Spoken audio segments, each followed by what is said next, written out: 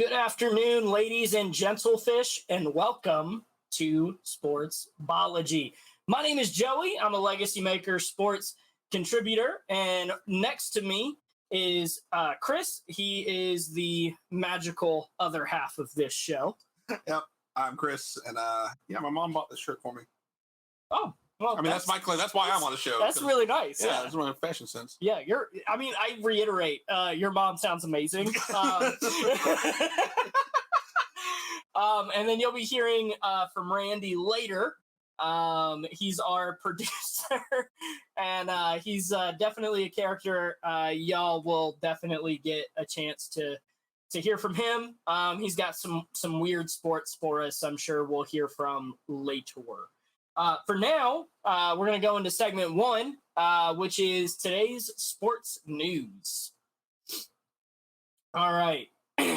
So this is interesting, and for fantasy football people that had Aaron Rodgers, I am at my fiance Katie. Goodness gracious, Aaron Rodgers tears his Achilles 4 plays into the 2023 season. So the Jets completely retooled their entire roster in hopes that Aaron Rodgers, could take them to the playoffs, maybe possibly a Super Bowl. I don't know that they would have gotten that far anyways. But unfortunately, that's not going to be the case because now he's out for the entire season because he ended up tearing that Achilles. So, but the good news for Jets fans is that, Rodgers did say he wanted to play multiple years. He is locked up until 2025. He's going to receive $38 million in guaranteed money. So even if he retires, he still gets that. Right. And then Zach Wilson will be their starter. Tim Boyle will be their backup. So let me time out here. Yep. When did he sign on to the Jets? This past offseason. So he hasn't even been there a full year. No. Oh. Yeah. Oh, okay. Yeah. So this past offseason, the New York Jets completely redid their entire roster. So this is like specifically for Aaron Rodgers. I was about to say this is like the opposite of what was it, that one team that paid that baseball player hundreds of $1 million not to play for him? Oh, this is like the opposite. They're just having this dude ripped from them. Yeah. That's terrible. Yeah, so they're paying hundreds of millions of dollars for him to sit injured on the bench. Yeah. I mean, at 30, I didn't realize that 39 was the oldest player in the NFL. I realized we didn't have much of 60-year-olds playing it, but yeah, I didn't realize 39 is considered geriatric for NFL. It's yeah. So it's a little insulting. Yeah. Aaron Rodgers is indeed the oldest quarterback in the NFL. The oldest quarterback or oldest player? The oldest player in the NFL. My bad. Yeah, and to see him go down 4 plays in, and I know that there was a lot of people that had him starting on their fantasy team. Of course, he has a legendary name. Yeah, and just to have him ripped away 4 plays in. Did he even make it a full drive? No. For his team? No. He handed it off a couple times, and then he dropped back to throw it, and then tore his Achilles and fell to the ground immediately. Oh, so he didn't even get hit, he just tore it the way he stepped. Mm-hmm. Okay. Right. Okay. Yeah. It was one of those freak injuries that he's not a freak, dude. I'd probably be offended by that statement. Oh man, I don't know. But yeah, that was pretty crazy. To watch it was pretty crazy. Yeah. And then the rest of the game was insane. Because the Jets ended up winning the game in overtime off of a punt return for a touchdown. Okay. Yeah, because in overtime, the first team that scores, it's just over. Not anymore. They did change that rule a little bit. Now it's first person to score a touchdown. Okay, because it could have been field goal or touchdown. Right. Yeah. Okay, and that makes more sense that it's only touchdown. Yeah. I think that's a little bit more fair. Yeah. Because otherwise that gives the first driving team a real advantage. Yeah. So it's the first driving team, if they go down and they score a touchdown, they obviously still win the game. Right. But if they go down and even just kick a field goal, the other team has a chance to come back and try to score a touchdown. And then if, for example, so say the first team kicks a field goal, then the second team kicks a field goal, then at that point, it's whoever scores first. Okay. So then what if team one kicks a field goal and then team two doesn't? Does it end there? Team one wins? Yep, team one wins. Okay, yep. So they get one drive each, essentially. Yeah. Okay. Mm-hmm. Okay. Yep. And so... It's like sudden death from beer pong. Yeah, pretty much. So on the Jets' turn, their offense didn't even have to come out on the field because they just took the kickback into the end zone. Okay. Yeah, it was pretty crazy. And, yeah, I mean, yeah, that was wild. It was a really fun game. And who were they playing against? They were playing against, oh, good Lord, who were they playing against? I feel like it was like half a century away. Let me look that up real quick. I feel like, so his replacement, if let's just the Buffalo Bills, duh. Okay. Well, let's say if Aaron Rodgers was 100. Yeah. What score would his replacement be? Oh, in my honest, humble opinion, probably like 57. Okay. What about in a dishonest, braggadocio opinion? Probably like a 20. Like he's really bad. Okay. he's shown signs that he could be good, but every time that he takes a step forward in his development, Zach Wilson takes like 9 steps back. So for every bit of progress that he makes, he just shows that he is not. In what way? Like he'll like, throw, like, run a really nice touchdown drive, like, like looks really good, and then immediately the next play we'll throw an interception. I got you. Yeah, like, and it looks bad too. Like it'll be like, he like gave it to the other team. Just throw it to the other player, yeah. Right? It's really bad. I got you. On the other side of that, we'll talk about some really good, and Coach Prime and the University of Colorado is ranked for the first time since 2020 and already has more wins than they did last season. Wait, say that again? So Coach Prime. Yeah. So Deion Sanders. Oh, wait. Yep. Oh, that's Coach Prime. Coach Prime is Deion Sanders. I got something to say about him. Yep. So Deion Sanders, Coach Prime, and the University of Colorado. In week 1, they upset TCU, who was ranked. I mean, they played in the national championship game last year. So it was a really big deal for him to come in there week 1 and upset TCU. It was insane. And then... No, let's time out. Yep. Mm-hmm. Time out. So on your notes here, Colorado's victory is a 3 touchdown. Does that mean that they were projected to lose by 3 touchdowns? That is correct. Yep. So in my notes, I have it listed as... TCU was a 3 touchdown underdog, 21-point underdog. And ended up winning that game. They were predicted to lose by 3 touchdowns and then won. Okay. Like, that's how much of a disparity it was between TCU and Colorado, or at least what people thought. Right. And then Deion Sanders shows up and absolutely just upsets TCU. Yeah. Okay. I mean, it was insane. So do you think, did he start doing his little victory dance? That, like, remember, like, when he was, that's like one of the very few things from NFL history that I know. Deion Sanders doing a little dance into the end zone and getting tackled before he actually makes the touchdown. I do that dance every now and then. I was doing it before the show, but I think his son did, though.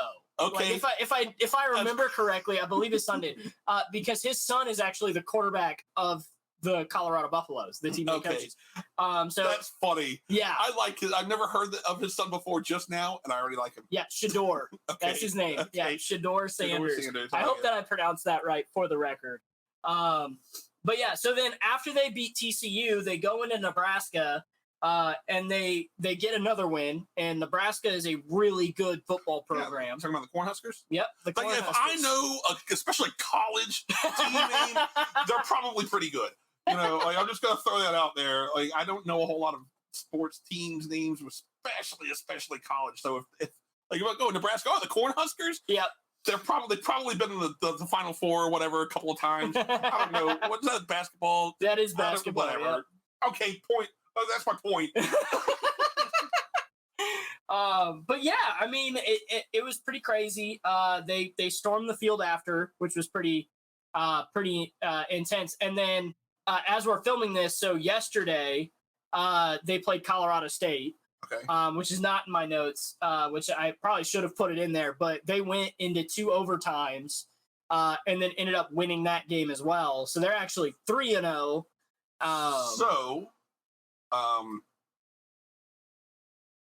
About what we talked about overtime earlier, just now, how do they go to a double time? Is college different than... College is different.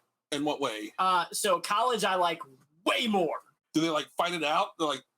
So pretty much, yeah. So in college, each person takes a turn from the 25-yard line.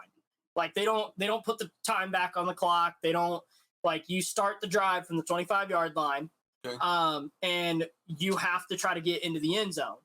And you have to score a touchdown. I believe they go back and forth on touchdowns until like the 4th overtime now. Okay. And then they have to go for 2 points.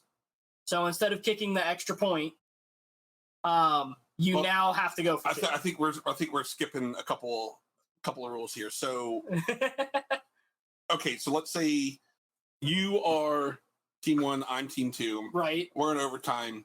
You score, I score. Yep. You score, overtime ends. The quarter ends. So it would be, because they don't do quarters anymore. They just take turns going back and forth. So okay, so then I would have a chance. I would have one drive. You would have to answer your drive. To answer your drive. Yeah. Okay. And we would keep going. I got it. No. So until somebody doesn't answer one. So if you didn't score and then I did, you would have one more drive to score or I win. So no, because it would be I hate this game. So if you take your first drive, like, so if team A scores first, right, and then team B doesn't score, then team A would win. Right. But if team A scores and then team B scores, then team A has another chance to score. Right. And then if team A scores again, then team B also gets a chance to score. I get that. Let's say team A doesn't score a second time. Then team B has a chance to score and end the game. Correct, yes. Okay, now, let's say team A doesn't score, because this is what I was originally asking. Let's say team A doesn't score, and then team B does. Team A has one more chance to rebut. Correct. Yes. Okay, yeah. Versus like the NFL, where like if you scored a touchdown, it's automatically over and we stop playing. So that's more like beer pong. I know I messed up earlier with the beer pong. That's more like beer pong. Okay, I got you. Yeah. So yeah, I mean, you with college, you just keep going until someone doesn't score. Versus the NFL, it's whoever scores the first touchdown. Essentially, there's a joke in there about college and go until someone doesn't score, but I'm just going to leave it up to somebody smarter than me. Oh my gosh! Oh man! Oh, we have a flag on the play. Oh, do we? I should probably be watching the rest. Chris gets minus 2 yards for messing with your ball. Fair enough. Fair enough. All right. Fair. Okay, so excuse me. Moving on. Oh, by the way, if any of you guys are listening to us through audio, we do have a video that we are actually shooting that will be up on YouTube. So if you want to see Randy's little quips and interjections on the ticker, find us on YouTube. Sportsballogy, baby. Absolutely. Man, yeah. This is definitely a fun show. I do love doing this. All right. So moving on to the next one. Before we do, because you've got some other stuff here about right here. So you got like half of that. No, you do it. You wrote it. Fair enough. All right. So I guess to kind of wrap it up, my last note was Colorado's first 2 games, both broadcasted on Fox, were viewed by 7.26 million people and 8.73 million people. And I'm sure when those numbers come out, game 3 is probably even more than that. I'm sure. This has bandwagon written all over it. Oh, yeah, it does. Oh, yeah. You have no idea how accurate that is. My goodness. Because there's one sentence in here that you didn't read, is that after beating Nebraska, they snagged their second win of the year, which is already more than they had in 2022. That is insane to me. Yeah. And I guess would speak to why Deion Sanders is now the coach and the other guy is not. Yeah. Yeah. So, Yeah. I mean, that's a very valid point, though. And you're right. I did skip over that, and I really should have gone into it more. Deion Sanders is an incredible coach. Yeah. Absolutely incredible coach. And what I thought was hilarious is when he got to Colorado, the first thing he said to every single player that was there, and keep in mind, he's looking at a 1-win team. Yeah. And this is before any of his players get there. Yeah, I mean, he's talking to the Bad News Bears. Exactly. Right, and he looks at them and is like, transfer. I do not want you here. Oh, wow. So he just went up and fired the whole team. Yep, pretty much. He's like, if you are not going to work your hardest, if you are not going to prove to me that you are worth keeping, transfer. I don't want you. Yeah. And pretty much everybody transferred. Yeah. Oh my God. And it's crazy because if you listen to the way that Deion Sanders talks about his team, like you can definitely like get that sense that Colorado is the hardest working team in the NCAA. I mean, they're going to have to be at this point. Oh yeah. I mean, it's pretty crazy. And you can tell by the way that they play too. I mean, with the fact that, yeah, those 3 wins were hard fought wins. So which came first? Sanders' son in college, or Sanders? Did they do it at the same time? Did he choose Colorado because his son was there, or what happened? No, there? So he was actually at Jacksonville State.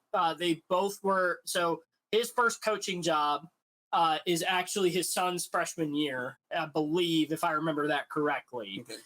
So well, you better. It's going to be on the test after this. That's fair. Yeah, good point. So they played at Jacksonville State, which is an HBCU, in a historically black college.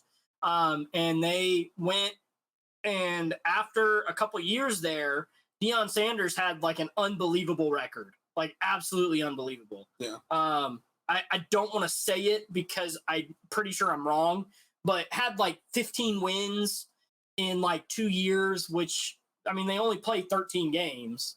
Oh. So. Okay, sorry. Yeah, I'm skipping over the 2 years part. Yeah, wait, doesn't matter. So yeah, in like 2 years, he again took a team that wasn't winning like anything, right, and took them to a perennial winner. And so then immediately gets the job at Colorado, and already this is his first season at Colorado, and in his first season he's 3-0. Okay. So yeah, I mean, he's got some. I mean, something is in the water in Boulder, Colorado, because I mean. So, are we looking at the basketball or the football college equivalent of Emilio Estevez and the Mighty Ducks? That's kind of what I'm feeling here, man. Underdog team. All you need is a ringer, Deion. All you need is a ringer. Yeah.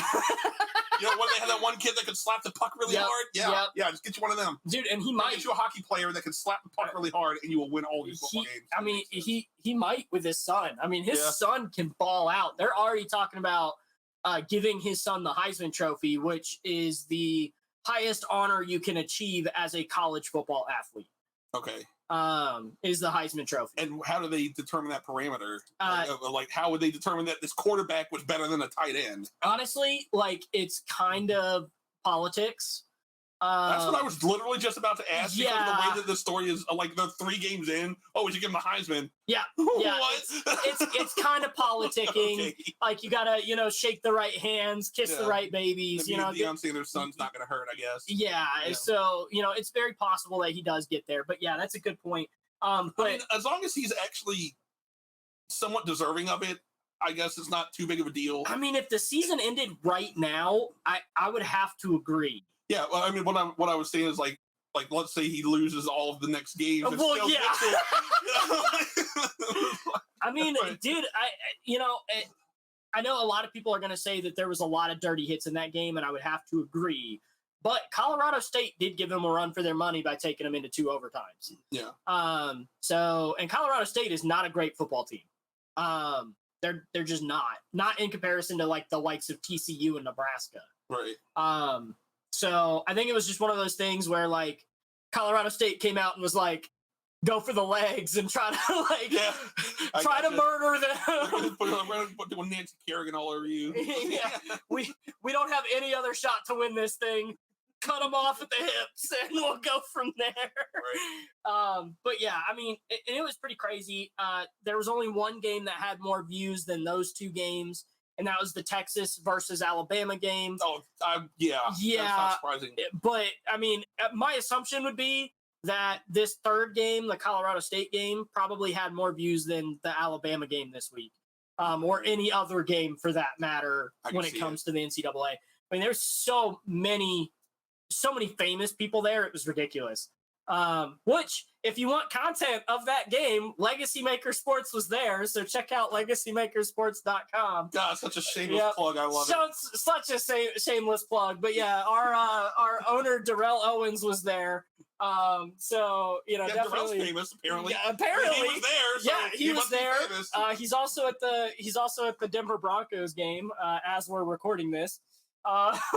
So I worked at a Denver Bronco game one time. I was I was working for Verizon outside before the game started. Right. And I was like, I've been telling you want me to be the person out front. You want me to be the face. They're like, well, I don't know. We're going to have you back here. I was doing the prizes or something. Right. By the end of it, they had me out front because they one of the things you could win was this plastic, this clear plastic backpack. So I put it on my front. Right, and I put all the stuff that you could win inside. I'm like, hey, you want some of this? and it was against the Chiefs. I just moved there from Kansas City, and I remember I was just like, "Go Chiefs!" I would just yell it when people weren't looking, and people were, "Who said that?" That was fun. I remember that day. That was one day that I worked there. They did pretty good though. Yeah, that's pretty crazy.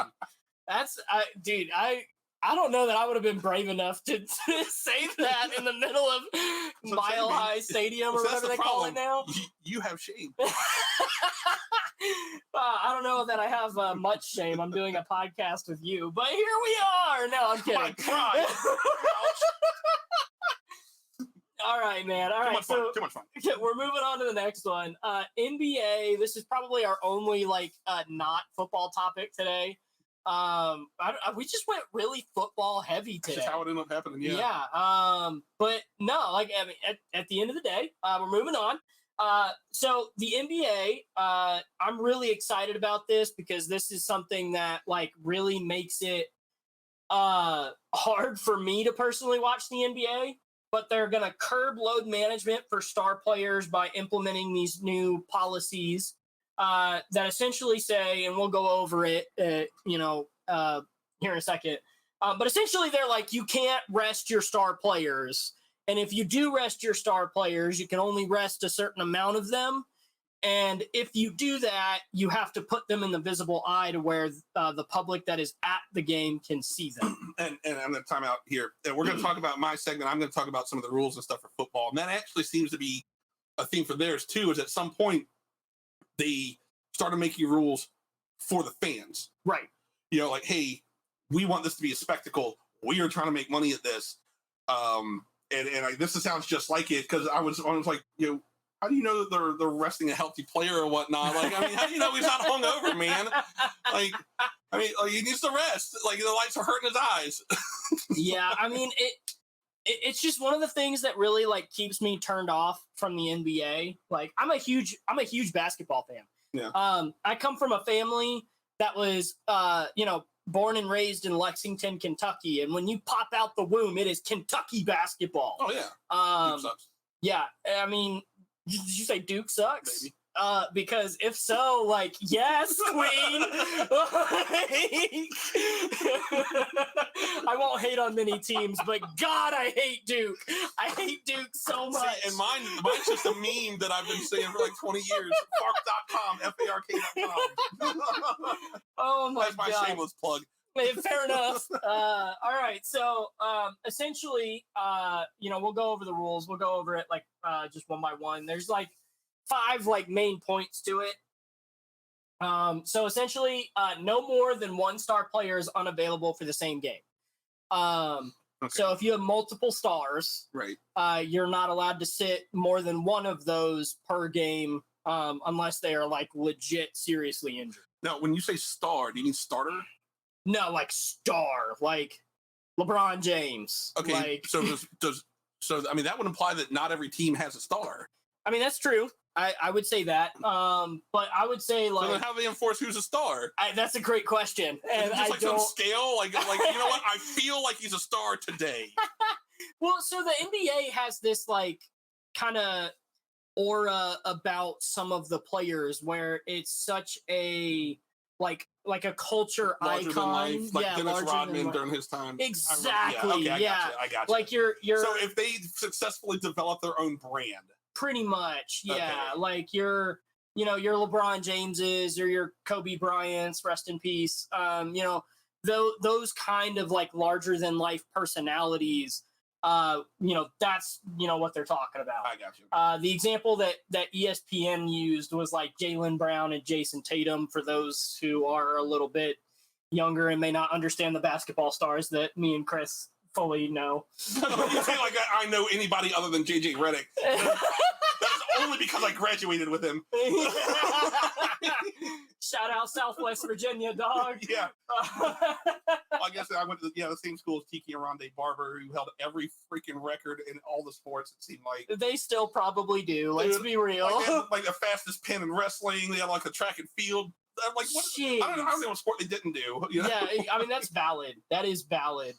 I know that when you go to the B-Dubs in Roanoke or the Buffalo Wild Wings, they have this giant Tiki Barber and Rondé Barber like jersey poster shrine thing. It's been a long time since I've been there. Yeah, it's like above the bar. Okay, I gotcha. Yeah. So yeah, I mean, Roanoke, this area really has had like quite a few stars come out of it. Yeah. So yeah. But anyways, moving on. So the number 2 point was that teams must ensure that star players are available for national TV and in-season tournament games. So you can't have them sit out like a round robin tournament or something. And if it's nationally televised, like you want your star players to play. Right. Because obviously, the NBA is all about like that, got to have people watch it all the time, got to kind of create this, entertainment value, which I wish more sports would do that. Well, it's more of a spectacle. And I think part of it's because like if I'm sitting here just kind of like armchair talk it out right now, just now thinking about it, it's more that with football and baseball, there's a lot of breaks. Like there's a lot of time where you're not doing anything. Yeah. That's not the case with basketball. That's true. They're like same with hockey and whatnot. So I think it would lend itself more towards a spectacle than, what was that? There was a documentary about football, like 11 minutes of action or something, talking about how in any given football game, there's only like 11 minutes of play. Yeah, I mean, there is a lot of clock runoff in the NFL, and honestly, that's a lot of strategy in football. Period. Like I know that Hokie fans, R.I.P. I'm sorry that I'm going to break your hearts all over again. But that was like Rutgers' like biggest thing this weekend during the Virginia Tech game is they just ran the ball and ran the clock. And the Hokies couldn't score because they never had the freaking football. Yeah. So like, yeah, but as far as the NBA, I think that's probably they're trying to lean into that. Yeah. Which, awesome. Yeah. It's fine with me. I like watching the slam dunk contest, NBA Jam. Oh yeah, I like all absolutely. All right. So another point was teams must maintain a balance between the number of one-game absences for a star player in home games and road games with a preference for those absences to happen in a home game. That's a lot of words. Say that again? They must maintain a balance. Maintain a balance. Like are they pre-issued a number? Like they're saying you're only allowed to miss 5 games total? No. So like essentially if, so they have like a list, right? Like baseball or football, like, like a 10-day injured list or a 15-day injured list or whatever that may be. Okay. If you put a player on that list, or no, that's 1-game absences is what that says. So 1-game absences. So like if you're going to just sit a player for a game, they prefer that you do it at a home game and not an away game. Okay. Is what that is saying. Okay. Yeah. So that's kind of the roundabout way of saying if you're going to sit a star player, sit them, make it a home game. Make it a home game. Right. Okay. Because then your home players have a chance to see that player over and over. And they're not talking again. about a balance, like an account balance. They're talking about like a weight balance. Yeah. Almost. Okay, I see what they're saying. Yeah, and so that's their big thing is like if you're gonna sit a player, sit him on a home game rather than an away game, because a lot of times if it's an away game, the away fans are only going to be able to see that player one time. True. yeah, I could see. Because I was wondering why that, but that makes more sense. Yeah. You know, if you're home, okay, I got it. That so seems counterintuitive at the time, but we explain it like that. It's like, okay. We got there. Yeah. We got there. So teams must refrain from any long-term shutdown or near shutdown when a player stops participating in games or plays in a materially reduced role in circumstances affecting the integrity of the game. So no strikes? My assumption would be that that takes away the to be determined list kind of thing. So about who's going to play? Yeah. So I didn't know there was a TBD list. Yeah. So okay. for example, last year the Washington Wizards shut down Bradley Beal for the last 10 games of the season with what the team called knee soreness. Okay. But knee soreness isn't really like an actual injury. Yeah, I guess that's true. Right. So that's kind of their point is don't just sit a player to sit a player. If he, if he's available to play, then he needs to play. It's almost like were some NBA teams trying to game this system? That's what it sounds like. That's really what this they're people teams are trying to take advantage of some sort of loophole. Yeah.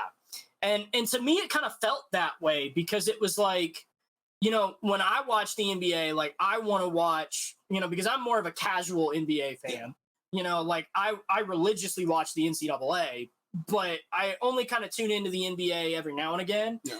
And when I watch those games, I want to see the best product that they have on the court. And a lot of times I wasn't, because every time that I would turn on an NBA game, it would be just a bunch of backups throwing the ball around. I got you. And so that's to kind of hinder that rule. And that makes sense. Yeah. And so then the last one is that if they are going to rest, you have to make them present to fans. You have to make them available to where fans can at least see them. Right. Yeah. And then, so it sounds like this is all to increase the spectacle and with the side effect of keeping the play or the teams from abusing that rule is what this sounds like. They want to increase the spectacle of it so that way when the cameras are on, they're getting the most bang for their buck for the NBA brand itself. Right. Yeah. Yeah. And so the penalty, I guess, so to speak, is if a team violates any of the above rules, it is subject to a fine of $100,000 for the first violation, $250,000 for the second violation, and $1.25 million for the third violation, and every subsequent one after that is $1 million more than the last one. Whoa, okay. So the fourth one will be two and a quarter, and then $3.25 million, and then $4.25 million. Correct. So you're up $15 million at this point. Yes. So I guess in theory, I guess you still could try to violate the rules. You would just pay. How much is it worth? Is it worth $100,000? It might be. Exactly. If this is a championship game, it might be. Right. If you're going into the playoffs the very last little bit, you might want to pay the, I'm sitting all my starters for this. Yeah, exactly. And you could pay the $100,000 and give them a day of rest. Just hope you win. Yeah, for real. And so you could definitely do that and pay that fine and probably be okay with it. Yeah. But yeah, so now that kind of adds a whole different dynamic to how that rule is going to play out. I got you. Yeah. So, yeah, I mean that's pretty crazy. That's pretty substantial rule changes for one area of basketball, because it seemed like it was only addressing PRP, what player resting policy. Yeah, the player resting policy. Yep. Yeah, it's all of these rules are only affecting that. So it really makes me think that they were trying to game something. Right. Yeah. So, anyways, we'll move on to our next segment, which I'm really excited for. We're going to go back to the NFL, and we're going to have Chris guess some matchups for Week 4 of the NFL, because we know that Is that what we're doing right now? Yep. Okay. Yep. That is what is next on the list. Oh, is it? Okay. Yep. And so this is going to be fun. I'm excited for this. So Week 4, because we know by the time this podcast comes out, it'll be Week 4 of the NFL season. So let's do this. I'm going to give you a matchup, and I want you to tell me who's going to win this game based off of some parameters that you make up in your head. Okay. It doesn't have to be because of what the product is on the field. And honestly, I would kind of prefer that it wasn't, just because I feel like it would be fun. Okay. All right. So first up, we've got a game that I'm really looking forward to watch. We're going to do Cowboys at the New England Patriots. So the Dallas Cowboys versus the New England Patriots. All right. So, the thing that's popping into my head is how many movies of each have been made? There's been a bunch of Westerns, but there's not a whole lot of revolutionary. There's Mel Gibson, the Patriot. Oh, God. That was not That's where I about thought it, that though. was going to go. Yeah, that's about it. So, Cowboys, they've got the newer guns. You know what? All right. They got Fair the newer enough. guns. They've got General. I don't know if Kit Custer. Okay, I'm not a good choice on that one, but you know what I mean. And honestly, after being to Texas a couple times now, I would not mess with anybody in Texas. So yeah, that's pretty crazy. Isn't that the state motto? Don't mess with Texas. I don't know, but sure I'd believe it if it was. I know it's the saying they like to use. Anyways, moving on. There's a flag. Flag on the play. There's a flag on the play. I was waiting for it to come across the ticker, but I guess. No, we just throwing flags. Just throwing flags to throw flags. All right. The next one, which I'm sure Randy is. Everything's bigger in Texas is the official saying of Texas. I see. There we go. See, he keeps us honest. And speaking of keeping honest, he's probably going to throw another flag because we're going to talk about his hometown team. The Minnesota Vikings are coming to town to play the Carolina Panthers. Okay. This is a fun matchup for me and Randy, strictly just because of the fact that outside of the Patriots, I'm a huge Carolina everything fan. So whenever Carolina and Minnesota meet, it's always a good matchup for me and Randy. So who do you think you got in that one? Well, I guess it depends on who gets the drop on who, because Panthers are ambush predators, right? And so if the Vikings see them coming, the Vikings are very good, especially if you've got the Berserkers, they're like legendary hand-to-hand combat specialists. So, are they playing in a jungle? They're playing at Carolina. So, yeah, they'd be playing at the Panthers home stadium. Not very jungle-ish. I don't think the grass is even all that tall in there. So I'm probably going to have to go with the Vikings because if they can see the Panthers coming, all right. Fair enough. All right. So this next one I did for all of our local fans here because, most people in this area are Washington Commanders fans. And then on the other side of that coin, I know that we have a ton of Eagles fans in this area as well. So we have the Washington Commanders versus the Philadelphia Eagles. I think that they are going to team up with the Patriots against the Cowboys. It is just, there's two extremely American icons, your commander-in-chief and the Eagle. Yeah. They're going to go support the Patriots against these dastardly Cowboys. I'm going to have to change my first answer. The Patriots are winning. I didn't realize they had this kind of backup. I guess. But if I had to give a prediction here, how important was that one dude that got concussed that we saw earlier? How important? Logan Thomas. How important is he to the Commanders? I would say, he's a pretty important part, but I don't know that the entire team lives or dies if Logan Thomas is in there. Okay. I might go with the Eagles because they can just fly so high that we can't even see them. I guess, yeah. They're going to swoop down on us. Yeah. For the record, Chris came over a little bit early before the show, and we were kind of talking, and I had the Washington Commanders the Washington Commanders Denver Broncos game on in the background, and so that's where that comes from. Yeah, the dude got hit in the end zone so hard, and I was like, well, let's give him the benefit of the doubt. And you watch it slow motion, like, nah, man, he totally wrecked that me. All right.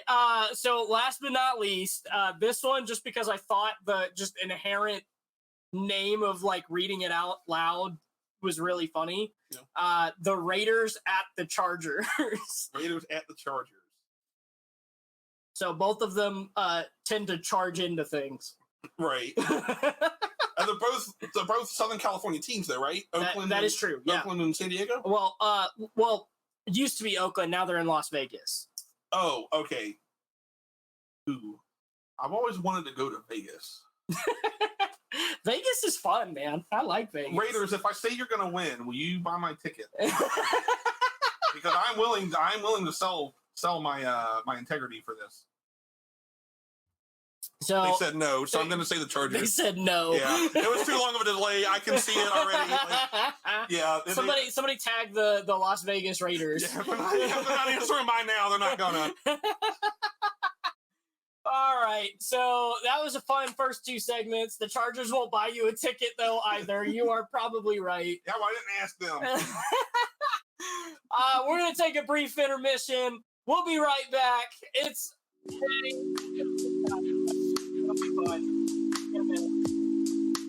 Who will help pay the electric light? This song goes out to Cartel Monkey. Rest in peace, little buddy.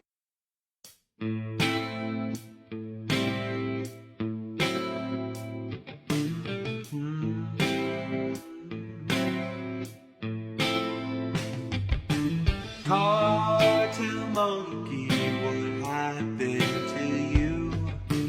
Put on a vest and then they shot right through. Cartel Monkey, where did we go wrong? Hope you reach heaven by the end of this song. I will always remember you.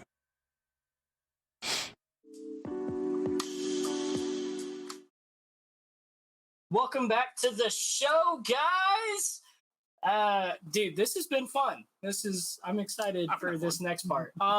So we're going into I think we've been calling it what, Chris's book report? Yeah, I think it's just going to be more of I don't know if the segment's going to have a title. Originally, it started off as me doing like book reports of me learning about sports, because the whole premise of the show here is that I just don't follow sports. I don't have it in me to do it. I just don't. And so I'm kind of the stand-in for the audience members that might be like me, that I like sports news. I like talking about craziness in it. I just don't have a team that I support. I don't have a particular player that I care to follow. And so I don't get as invested in the sports themselves, but I still like hearing, like last week we did the Black Sox scandal. That was really interesting. But this time, what we're going to do, yeah, it's going to be a whole year about this. No, but this time we're going to go over some of the beginnings of football, American football, and how the rules have changed. I figured since the season starting, it's a pretty decent time. Yeah. A lot of people don't realize that I thought football was, I didn't realize it was this old. The first actual game, what's credited as the first game, was played between Princeton and Rutgers in 1869. That does make sense, especially considering, I've been invested in Rutgers for the past week now. For those who don't know, I've already mentioned it once, but Rutgers played Virginia Tech, yeah. And they religiously over and over and over again said the birthplace of college football. Yeah. So, well, I mean, what ended up happening is Rutgers lost, which started a trend of theirs that lasts to this day. Oh boy! Oh yeah, I'm a hater. I will say I don't have an opinion against them. I just like jabbing from here. Fair enough. One of them, they had all sorts of crazy different rules there. And one of the most interesting I thought was that you're not allowed to run with the ball. Right, so you had to kick or swat at the ball. You couldn't pick it up and run. But Interesting. if you caught the ball, you got an extra kick. So I looked up a bunch of different places, and the rules are kind of weird and vague in some ways. But when you think about how it was actually created, when you get into it, the final rules were really set up by Yale and Harvard. Yeah. And so a bunch of freaking nerds came up with this game that nobody else understands. And everybody else, there's something here. We're going to take it from you, nerds. And that's what happened.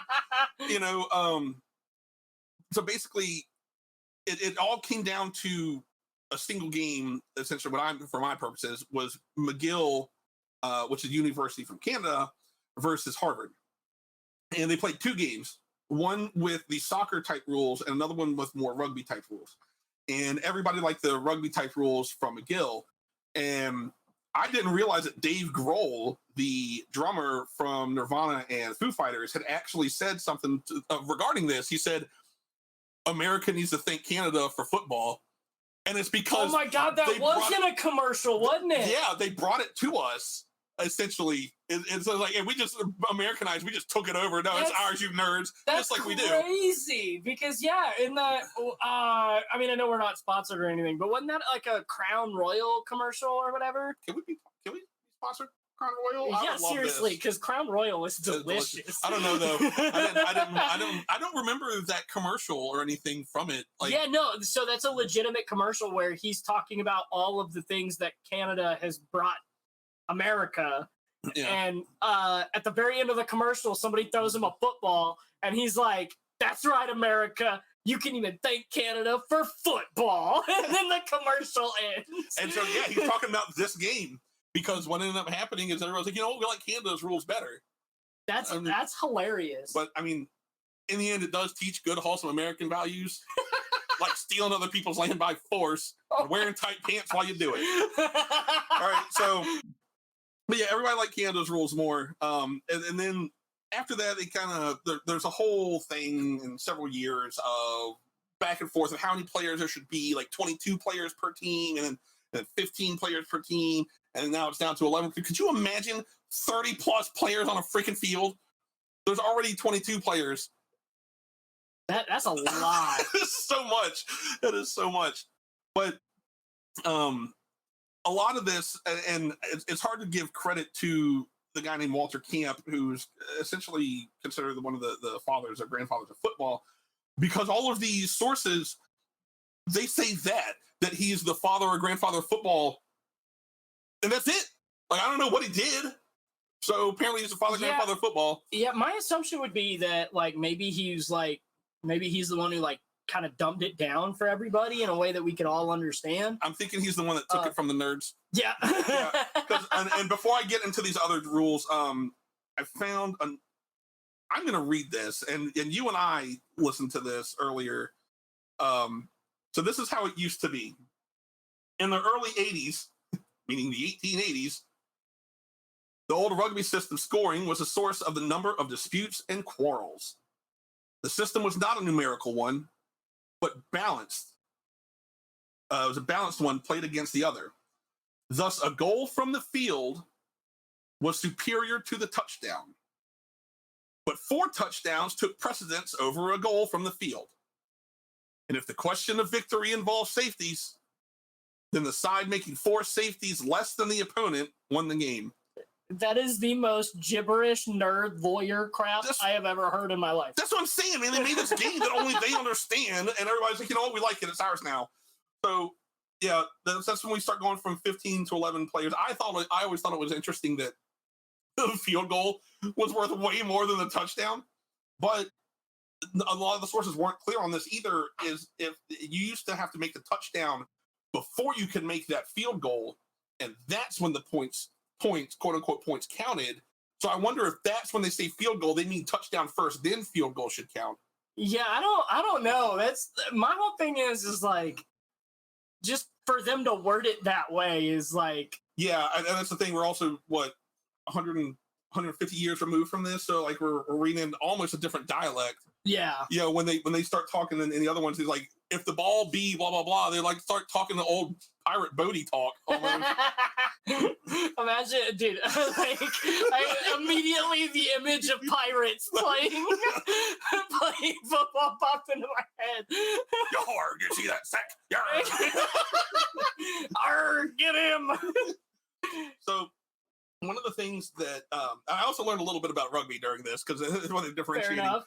One of what is called the defining difference between rugby and football is the concept of possession. So in rugby, apparently it's just everybody's in a scrum, and when the ball gets kicked out, somebody picks it up and does their thing. You don't know who's going to have the ball until that happens. Not the same with football. With football, it's yours. You set, you hike, you do whatever. So they implemented the concept of possession, but not the concept of downs. So what ended up happening, and I think it was Princeton that did this, I could be wrong. There's a series of games in this time frame called block games, where, for example, Princeton, they had a winning record, and they didn't want to lose this game. They said, well, if we tie, we still win for the record. So they got the ball, and they just never gave it up. They would get sacked, they would get tackled or whatever, and they would move it back and back and back. And then once it got to the back of their end zone, it would get put up further in the field. And they just kept going back. And Harvard was getting really frustrated at this because they couldn't get the ball. Yeah. So when they got the ball kicked, they did that. So the people in the stands essentially sat there for however many hours watching two teams just run out the clock. Oh my God, I would be so mad. I would be livid. And people started getting really mad about it. So and I think this is one of the very few things they credited Walter Camp with. I'm probably just trying to insert him to make it make sense of why his name is this. But they finally came up with a down system. And now you've got a turnover and whatnot. So you just, I would be so mad. Right. Especially with the prices of now. If I just paid like $500 for a ticket and I just watch it run up the clock. Dude. But apparently during that game, all the fans were screaming at the players on how to play the game. I guess that's been part of football since the beginning. Right? I was going to say, that still happens. Like, that's the one thing that stuck through. People yelling at the players how to play the game. Oh my gosh. Yeah. No, I mean, I still have vivid images of every single one of my family members, including my grandmother and my grandfather, screaming at the TV, "You're doing it wrong!" Yeah.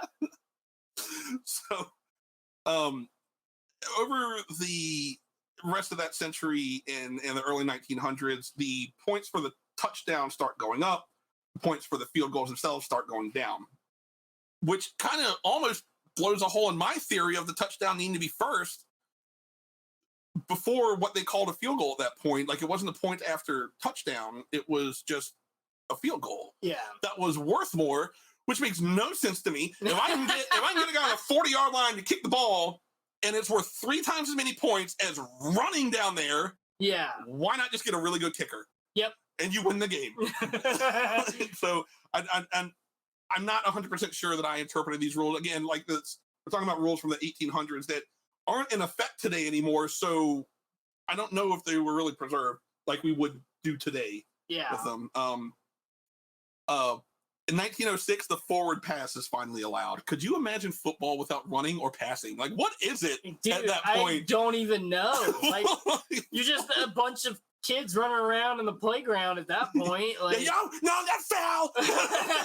No, I was touching base. Yeah, I legitimately don't believe that football is where it is today if that rule is not implemented. In 1912 is when the touchdown and field goals are the current values that they are now, 3 and 6. Yeah. Now, this is when I had some questions for you, was when these things start coming in. It's just, in the 1940s and 50s is when we start getting into more nuanced rules. Right. Right now, we've got the rules set on how much these are worth, how many downs. Now we got to go through stuff like face masking, right? So, which honestly, I don't even think that was one until the 90s. I believe that because for a while they didn't even play with face masks. Right? Yeah. Could you imagine getting a cleat in your face? Oh, God, yeah, dude. That would suck. That would hurt so bad. Yeah, it would. So, I mean, I've been cleated on the hands before with like the baseball metal cleats. Yeah. Yeah, that's never fun. But yeah. All right. So in 1946, the free substitution rule was nixed. What is that? So essentially where like you could essentially stop the play, substitute whoever you wanted to. You can't really do that now. Now you have a certain finite amount of time to replace your players to get different players on the field. Okay. If that makes sense. Yeah. I gotcha. So in 1949, the free substitution comes back. I guess they were like, we don't like this. Let's. And there were little caveats to it. I believe this is the one. 1949 was adopted for 1 year. And in 1950, was unlimited free substitution was restored, opening the way for the era of 2 platoons and specialization in pro football. Right.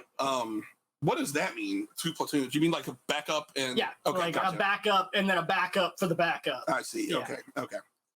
1956, they changed the ball color because apparently it was white, and then they made it brown with the white stripes on half of it. We were talking about this earlier. The only thing I can think of, because again, I'm given no reason for these rule changes, so I just have to assume that it makes it, if you have the dark color with the white stripe and it's spinning around, it makes it easier to see as it's flying through the air. That would be my assumption, yeah. And like obviously, like during the day, I think it would help because especially like with the clouds and stuff out there. Yeah. At night, I don't think it really makes much of a difference either way, especially now with the lights that they have in these stadiums. Yeah. But yeah, white with the white sky would be really hard to see. Yeah, that makes sense. So then we go through a couple more, like we've got the sudden death overtime. We already talked extensively about that, so right, I'm going to skip over those. So then I've got a note here that says 1974. Let's see what happened in 1974. One sudden death overtime period was added. Oh yeah, no, it's because of overtime. That's why I wrote that one. All right, so then, okay, 1980. Here's man. All right, I want to see some pre-1980 games because the rule changes placed greater restrictions on contact in the area of the head, neck, and face. Oh, and they still furthered that in I think 2015. So yeah. Okay, because my list only goes to 2003. Yeah. Hold on real quick, though, because under the heading of personal foul, players were prohibited from directly striking, swinging, or clubbing on the head, neck, or face. Mm-hmm. Dude, this sounds like before that, this was like the XFL. Oh, it was. Like the WWF, where I'm going to run and clothesline you. Dude, I got to see some of these games. Oh, my gosh. I got to see some of these games. There is whole, like, videos out there, and I'm wondering if they're not copyrighted, we should definitely put some in the show, because my goodness, they are, like, high flying, high swinging. Like some of these people look like acrobats. Like one of my favorite hits from back then was a Brandon Flowers hit where he literally comes up and he's a safety. So he's in the middle of the field, kind of watching everything happen. Defense? Yeah. Okay. Mm-hmm, yep. So he was in the safety position. So he's kind of in the middle of the field waiting for everything to happen. The quarterback throws to the wide receiver who's on the outside of the field. So he's running up the sideline, and he comes up and just straight bowls his arm out and just clotheslines this dude, flattens him to the ground, and just stands over him and does like the what kind what's of up? pose. What's up? Oh, that's awesome. Oh my goodness. It is the most if we can find that. If that's not copyrighted, we should try to put that in here. Yeah. Otherwise, look it up yourselves, because I'm definitely looking that up here in a minute. Oh yeah. So it was in college, but the same premise happens in the NFL. And that's why they made that rule change, because it was a free for all. I mean, you could hit anywhere, you could hit as hard as you wanted, you could like jump up and spear people. Like it was not a problem at all. And that's why a lot of like old heads, so to speak, like go around and they're like, they're ruining the game of football. Like, I want to be able to break this guy's neck. I don't care what his accent. Yeah. Oh, so okay, yeah, because I definitely want to see, because I don't know if any of y'all out there even know what the XFL was. Didn't they try to bring something back similar? Oh, they do have a modern version of XFL. It's owned by The Rock. I thought it got canceled, though. So they rebooted it again. Right, I thought it got canceled again. Nope. Yep. It's still there, man. Okay, so XFL was like WWF, WWE, whatever you want to call it, the wrestling. They made a football league. And it's just as crazy as you think it was. It lasted one season. And apparently The Rock brought it back. I thought that lasted this one season. It was gone. I guess it... to my knowledge, it is still there. You may be right, and I may be wrong. And if I am, I will fully admit to it. Well, it's not like anybody watches it anyways. But yeah, as of right now, anybody's gonna know. The XFL is still a thing. I thought they changed it. I thought they changed the name when they brought it back. No, it's still here, man. Okay. Yeah, the XFL still going strong. Just did a Google. It's still there. Just did a Google. Yeah, no, and honestly, my favorite XFL team is probably the one from San Antonio. They have the coolest jerseys because that was how I picked my team because there wasn't one in Carolina. Okay. All right. So in 1999 is when the instant replay returns with the challenge system. Yeah. Did they have a challenge system before 99? I don't know. Okay. I would have to look that up. I'm actually not sure. Because I'm saying, I mean, these rules, like they say what happened, but not what it was like before. My assumption would be no. Okay. And they've added like what you can and can't challenge. I know they've had a couple back and forths on that. Yeah. Yeah. And the clipping is now illegal around the line of scrimmage, just as it is on the rest of the field. And clipping, from what I think is clipping, from what I've heard, is if the defense player tackles a non-ball carrier, not hitting him from the front. So if they get him from the side, that would be correct. If they hit him from the side, or if they get him from behind, then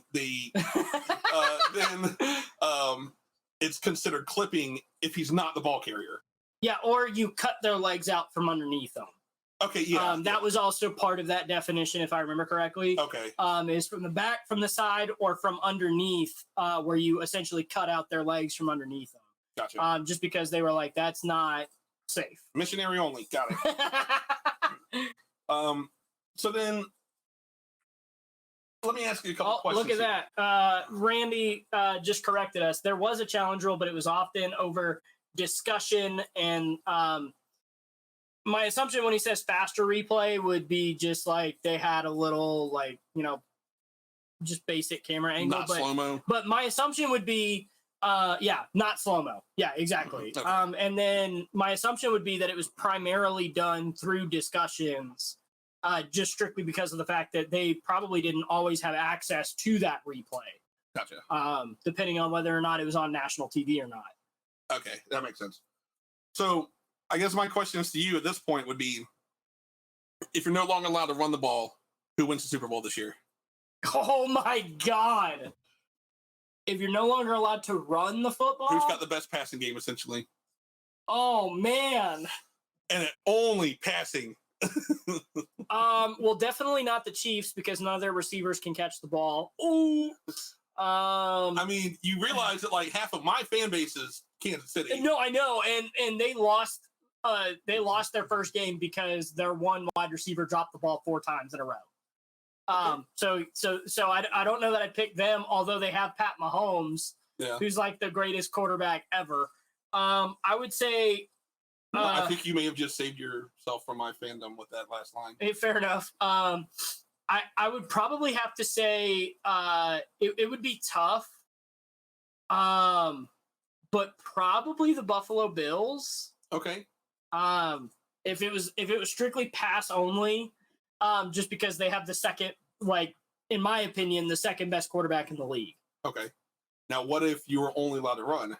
No passing. If you're only allowed to run, 1905 rules. If you are only allowed to run, that is a no freaking brainer. It is the 49ers with Christian McCaffrey. Okay. Not even close either.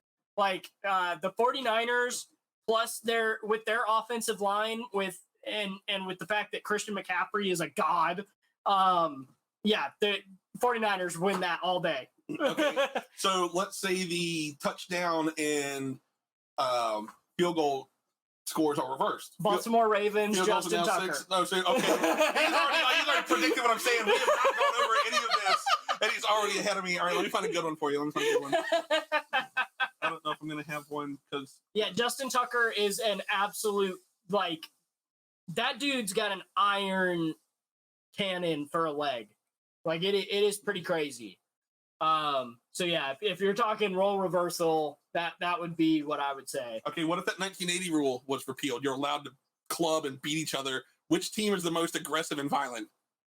Oh man, after watching the freaking Denver game, oh my God. I would probably have to say the 49ers probably are like the biggest physically. So it makes sense with the rush, with their with the running game, right? Yeah, that makes sense. I would probably go with the 49ers again, but the way that I saw Denver hit that dude, maybe Denver. Because, oh, man, they, like, hit Logan Thomas hard.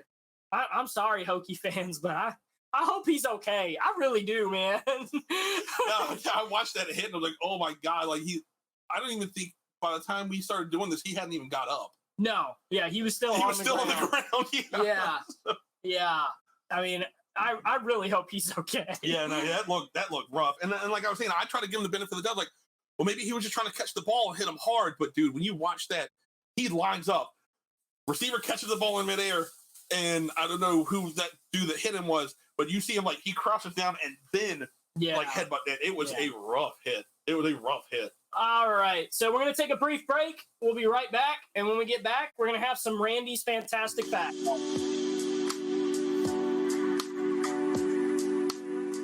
Leads on to our second focus point, the rule of our hands. Now we're going to adopt one of two positions. The first is the W position. Thumbs together, palms facing up in order to make a W. We use the W position when we track the ball and think it's going to arrive above our chest. The second is the N position. Use the fingers together, palms facing down in order to make an N. Did you know you're supposed to make a W when you catch?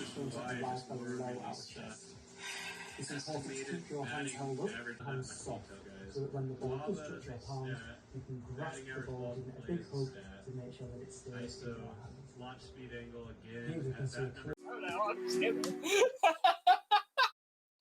And we're back. Oh, man, I love it. All right, so we're going to introduce the third member of our crew. Please welcome Randy. And the crowd goes. Oh my gosh, whoa. I didn't expect to be here. Holy crap. Hey, oh my, I'm glad you took calls in. I've been trying to get through to you guys for years. I just want to say huge fan of the show, big time. Long time viewer, first time caller. Yep.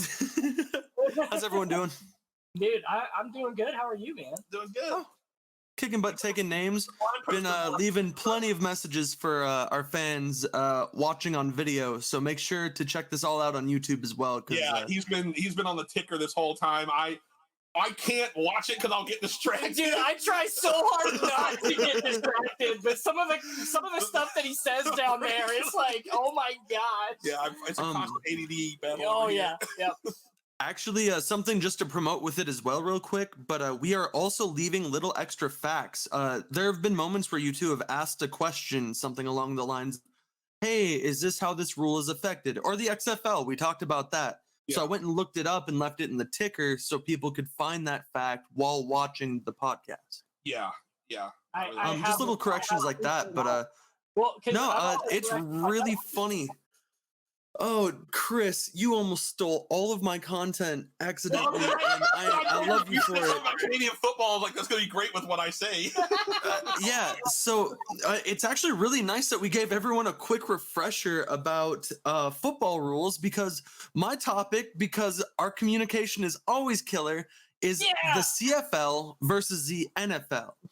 Now, the CFL being the Canadian Football League that is currently running. And it is much, much different than you explained in the 1800s. So thank God, 150 years to 200 years of change has done so much, you know? Yeah. Yep. So I guess how should we start this? What are we thinking? Start at the beginning. It's a good place, right? Yeah, okay. In the beginning, not the middle or the beginning. Okay, so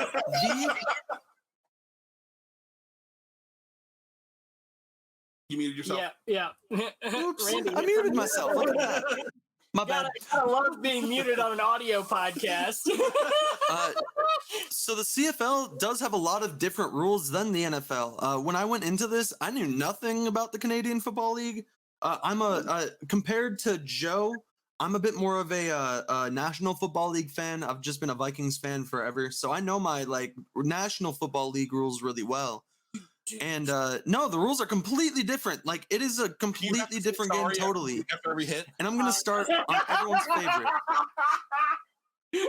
Wait, what? Do you have to say sorry after every hit? Yeah, exactly. Oh, I'm so sorry.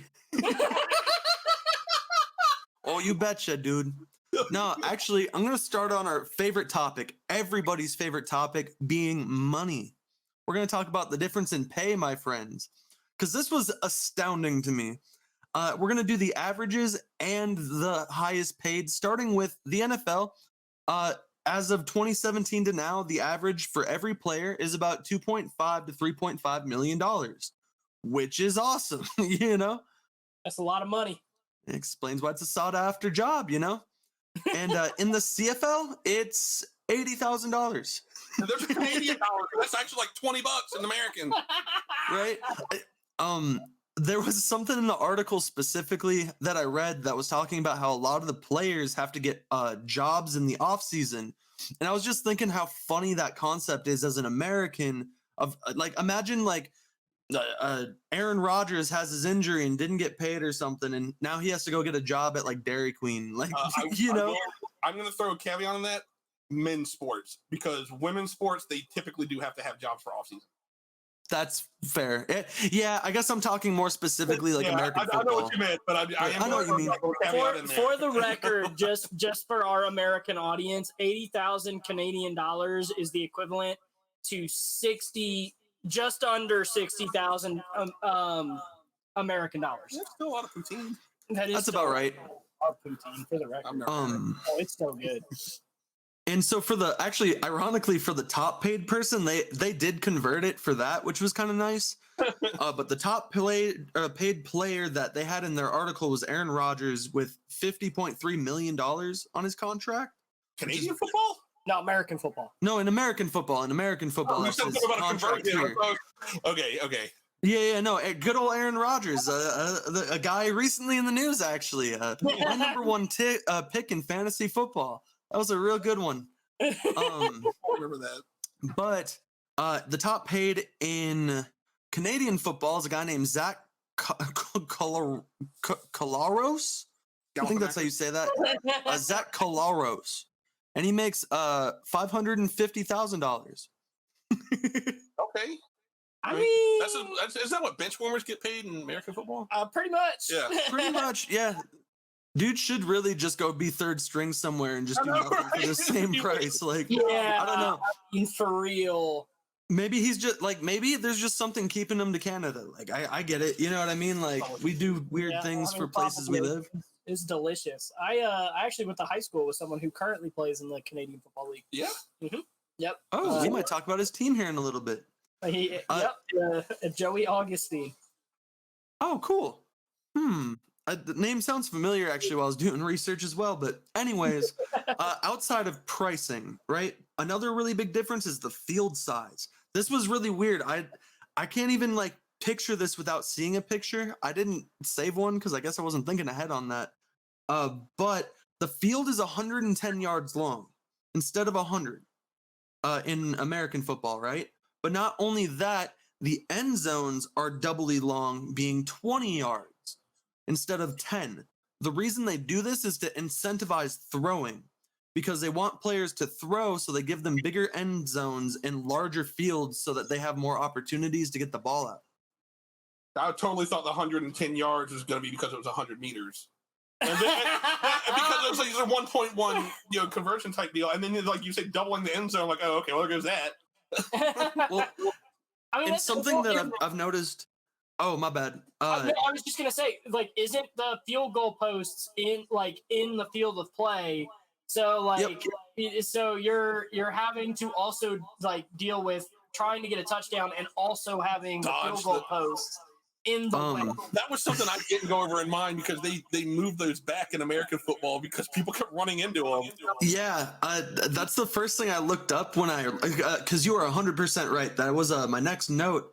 And I looked up a video because I was like, there's no way they don't just like accidentally run right into that sometimes. Like it has to happen. And sure enough, I got a good compilation video of just guy after guy just thunk, just straight head knock, and it's so funny. And I feel horrible because obviously like that probably doesn't feel very good. Do they use the H field goals or like two posts going down with a crossbar, or do they use a slingshot like we do where it's one post and then it goes? Nope. They use the H. The second one, yeah, it's a post, which is like even crazier to me. Like, ironically, when I used to play football in Minnesota, as a kid, there was a field that we played for high school that was built like the Canadian football, and they just let us play because like it's the same idea, you know what I mean? But it was so noticeably different as a player how that like affected everything. One other thing too I wanted to mention is it's also wider. So not only is it longer, but it's also like they get an extra like 2 or 3 feet on each side. So it expands the field out and allows them to fit more players like on the sides of them. Yeah, and that kind of tracks with because what I was talking about, I didn't bring up the field size. The old field size was 250 feet by 400 feet. Yep. Wow. So, I mean, that kind of, it seems like they just didn't go down as far as Americans did. Yeah. Not even close. Yeah.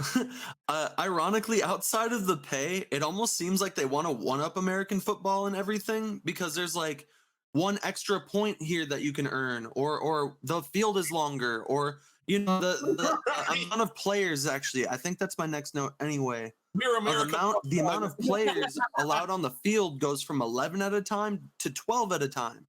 And this is simply usually so they can have an extra receiver or have an extra person in the backfield or something along those lines. But yeah, just by one, like it feels so pointless at a certain level. It seems to me that they were like, okay, whatever America did, add one, and we're doing that. Yeah. Yep. Well, and here's a place where they take one away. In the downs in regular American football, you get 4 downs, and teams usually take 3 downs to pass and run and get as far as they can. And if they don't make it 10 yards, they can choose to kick it or try to finish up that 10 yards in the 4 downs. In Canadian football, it's the same thing, except there's 3 downs to make the same amount of space. So you have 3 downs to make it 10 yards, but they have the line of scrimmage, which is where the defense and offense line up against each other. And in Canadian football, you need to the defense needs to be a yard off of the line of scrimmage, giving them a bit more room, allowing for longer plays to happen. So you bring up the 3 and 4 downs. The previous rules, there were a lot of little tiny rules that I didn't go over, and that was one of them. Is that originally started with 3 downs, so it sounds like America actually added one at some point. I think it, admittedly, based on clips I saw. Again, I'm no expert in Canadian football, but the site I was reading said the 3s made it even. No, the 3s made everything work more coherently together, it appeared, at least from what I was seeing online. And that's because they have an extra rule called a rogue kick as well. Okay. So what the rogue kick is to kind of compensate for that 3 down rule, because it's going to be harder to get further down the field at a certain point. They have what's called a rogue kick. And if you choose to kick the ball and you kick it all the way into the end zone, and the guy who's receiving the ball catches the ball in the end zone and chooses not to run out of it, you get 1 point. Interesting. So like it's called a roguing. A touchback would get you 1 point. Yeah, okay. And it's kind of incentivized not to run out of the end zone for the offense, because the end zone is now 20 yards long. So it's not as easy as just like sprinting out of it. You might have to run 15 yards to get out of the end zone, let alone get a yard. So choosing to pick it sometimes is the right option. I feel like if we saw Canadian football on the screen, we would wonder why the people are so small. because the field is just gonna look so much bigger. Yeah. Oh, I guess that's why Canadians don't like. Oh, we're just bigger. We're American. We're bigger. We brought up rugby earlier, but that's kind of how I feel watching rugby because I like rugby as well. And like it you can tell the difference like immediately how the field size and the camera work like changes based on that. Like it's so different, you know. Let me see what else I got in my notes here. Oh, okay. One of the things we do is we don't really coordinate our topics because we want our reactions to be genuine. So we run into issues a bit. No, and luckily, again, like our topics actually, I don't think, after hearing you for a minute, I had a panic where I was like, oh no, he's about to say everything I'm about to say. Like, this is a problem.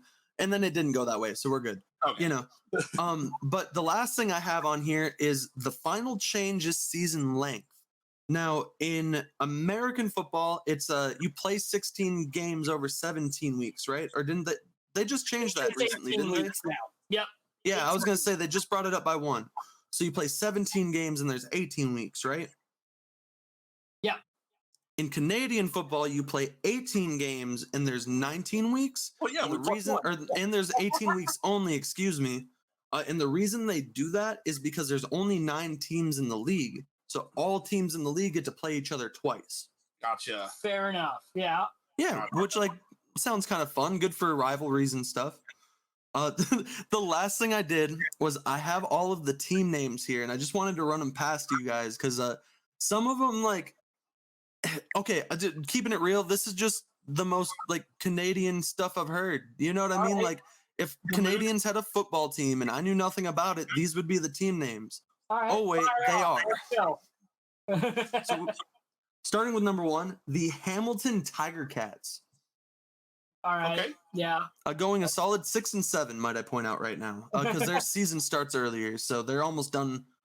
Their championships in November, actually. Probably starts early because it gets snowing Yes, up there. it's getting cold. Yep.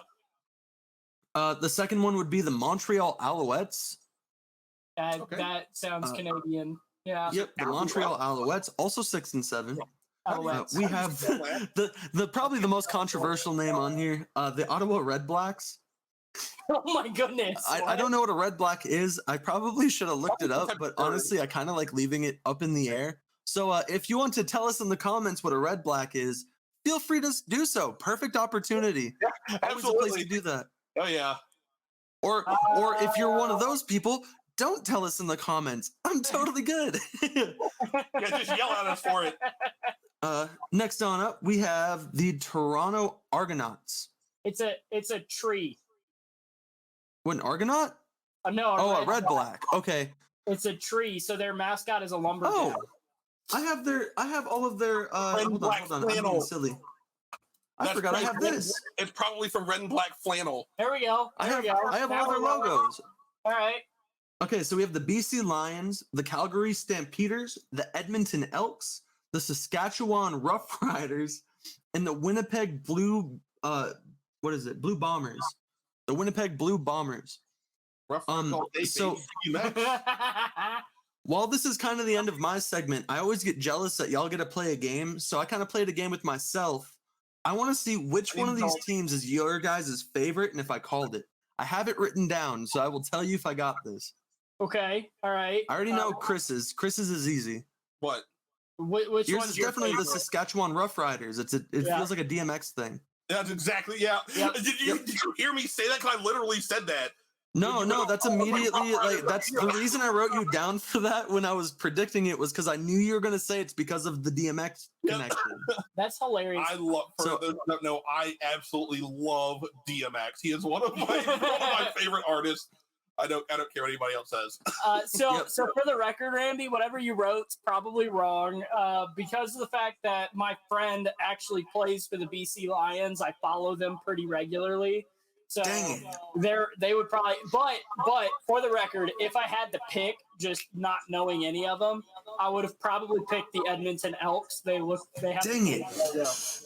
Okay, I got that wrong then. I guessed you were gonna put up the Argonauts because their logo is really cool. Their logo is really cool. I do like the logo, but I also have a high hatred for every Toronto team ever. So Don't tell Drake. Don't tell Drake. So being someone I grew up in a family full of AL East fans, like Yankee fans and whatnot. So I can't stand the Toronto Blue Jays. Dude, when I grew up, I wanted to play for them. That's hilarious. I can't stand the Toronto Maple Leafs because I'm a Carolina Hurricanes fan. So yeah, I mean, I just can't like Toronto. So there's Like, various reasons for not liking Toronto. Yeah, oh yeah. It's not just because of Toronto. Like there's like specific and varied reasons. Yes, absolutely. Mm-hmm. All right, well, we're gonna take a brief intermission. We'll be right back, and when we come back, we are going to guess some ballpark food items. It's gonna be exciting. Fun little game. So join us. Absolutely. We're actually gonna. And just because I can do this, all right, everybody. I hope you enjoy this little break.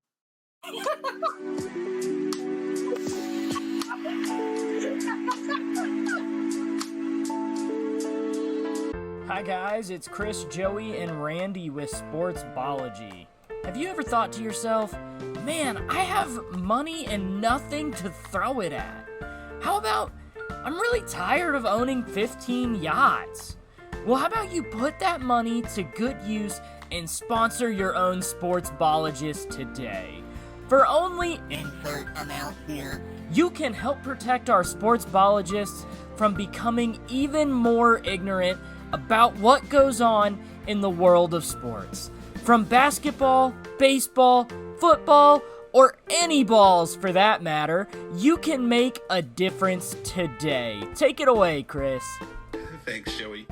You know, sports blindness is a serious affliction, but for the same cost as just cups of coffee, you can sponsor a sportsbologist today. We'll send you a brochure with their birthday and other fun facts while you watch them learn and grow. Look at this puppy. Look at this little kitty. Won't you sponsor a sportsbologist today?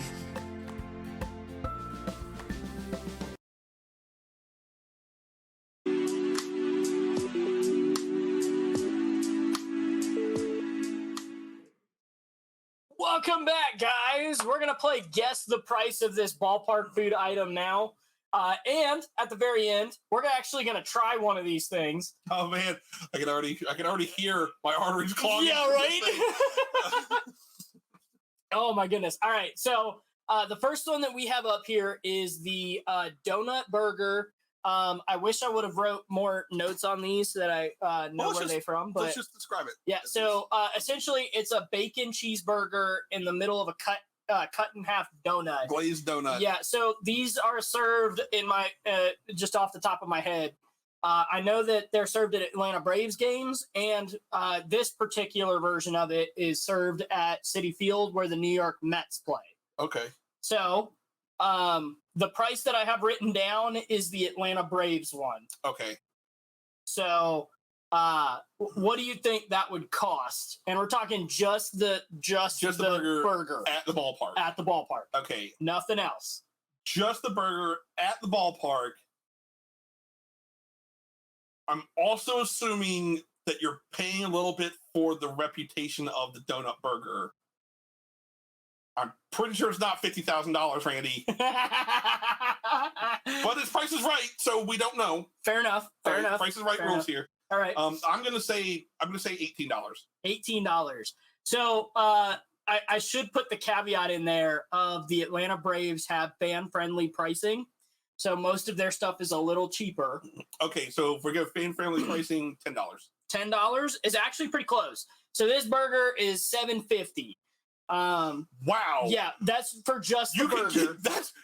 You can't even get crap at Wendy's for that. You're right. That's what I said. I looked that up and I was like, there's no way this is the real price. But in 3 different spots, it says that's the price. That's awesome, so, man. Next time I'm down in Atlanta, I'm stopping by there. I don't even care if they don't have a game. I'll just break in and start making my own. Right. But yeah, so, I mean, that was pretty crazy. The rest of these. 3 for $23.50. What a steal. The rest of these are pretty normal ballpark pricing, though. That's fair. All right, so the next one, I've actually eaten this one, and it is delightful, for the record. This is what is called the dumpster wrap. It looks like it. So this is from Huntsville, Alabama, and the Rocket City Trash Pandas. Oh my god. Okay. This is a hot dog wrapped in a quesarito. So that is that what that? Yeah, you're right. That is what that is. Okay, Yep. okay. It's a quesarito, and inside the quesarito is French fries, hot dog chili, a hot dog, and then they have like a burger that they have chopped up and thrown in there as well, and then some jalapeno sauce. Okay.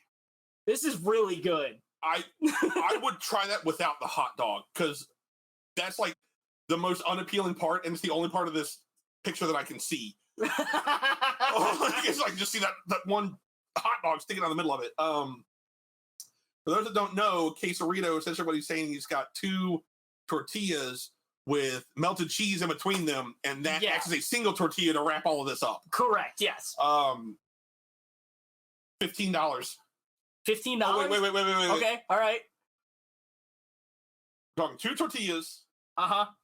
2 different meats, if we're going to call hot dog a meat. Uh-huh.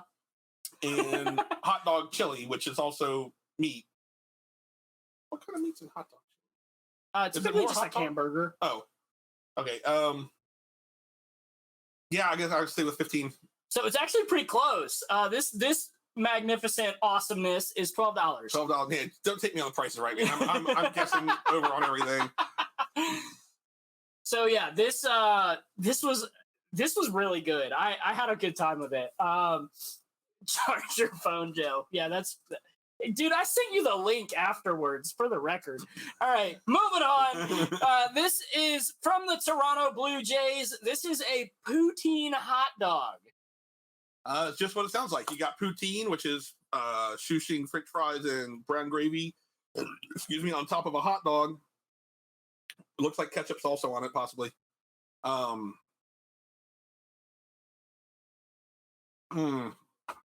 Yeah, this thing looks delicious. I've been guessing over everything. I'm gonna say $6. $6. Yeah. Okay. What would be your gut guess if that's for the record? What would be the gut guess? What was there first? Probably about 10. 10? Well, you nailed it with 10 because that hot dog is $10. Price is right rules, baby. Center. I didn't go over. I still win. Didn't go over, but yeah, I wanted to make sure. Because like your gut, I wanted to know what the gut said. My gut doesn't like hot dogs, but it was on that one. Yeah. All right. So this next one I have also eaten. This next one you can get in Cincinnati. This is called Skyline Chili. It is served on spaghetti traditionally. You can also get it on a hot dog. So I will give you points if you can guess both. Okay. But you only have to guess the chili because that's the only one that we have the picture of. Okay. But you can get it on a hot dog. And I will say this dish is actually famous to the point where I've heard of it. Yeah. I've heard of Skyline Chili. I didn't know that it was a ballpark food or anything. So I don't think it started as a ballpark food, but you can get it at the ballpark. Oh, that would make more sense. Right. Okay. So, going... It really does kick butt. He put it in the ticker that it kicks butt, but it really does. Oh, yeah. All right. So we're going to go with Skyline Chili on a hot dog. We'll go with $8, and spaghetti we'll go with 13. 13. All right, well, take that down $1. Yeah. And you've nailed it. $7 for the dog, 12 with the noodles. All right. And it is really good. We'll have to try that one on the show one time because that one is genuinely one of my all-time favorite I'll things. try that one. It was just the ones with the hot dogs that I'm just... Yeah. All right, this next one, we are actually going to try in person. Shout out to my amazing fiance for actually making it for us. She is a fantastic cook. Yes, she is. These are some of my favorite things that's come over here on Sundays. Yeah. Food. All right. So can we actually... get a second plate? Yeah, for real. I know we're like super needy. But it does look delicious. Right now, here's what we got. We got a waffle. So it is I gotta pull up the text message because I done forgot. So it is a waffle bun. We'll showcase that. So it's a waffle bun with hash browns, bacon, cheese, and over easy egg with syrup either on top or on the side, and we have it on the side for us. This looks. Thank you, Katie. This looks delicious. This does look delicious. Okay, she knows us so well. Oh my goodness. So yeah, this looks incredible. Okay, so before we start digging in, what do you think? What do you think the cost of this burger costs? This is the Atlanta Braves for the record, but it is not traditionally served in their standard fare. This is actually served in one of their clubs. And isn't this a Waffle House waffle? This is it's supposed to be a Waffle House waffle, if I remember correctly. Yeah. All right. Oh man. Yeah, because when you showed me the pictures of which food you want to try, this is the immediate one. As soon as I saw those waffles, I was like, "Yep, that's got to be the one." Dude, this looks so good.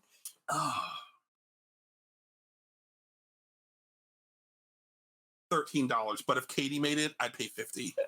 Well, I mean that's valid. But so you're actually pretty far off on this one. Really? Yeah. So this one's kind of expensive. Okay. Yeah, I'm not gonna lie. This is $26. $26. Oh my God. And that's for just the burger. Yeah. So like, I mean, it's pretty crazy. But yeah, let's. I want to dig in. Yeah. Yeah. So yeah, bring us back to full screen. We're gonna get a little ASMR here. I'm gonna just join y'all for solidarity's sake. What up? Oh, you're going over top. All right. Yeah.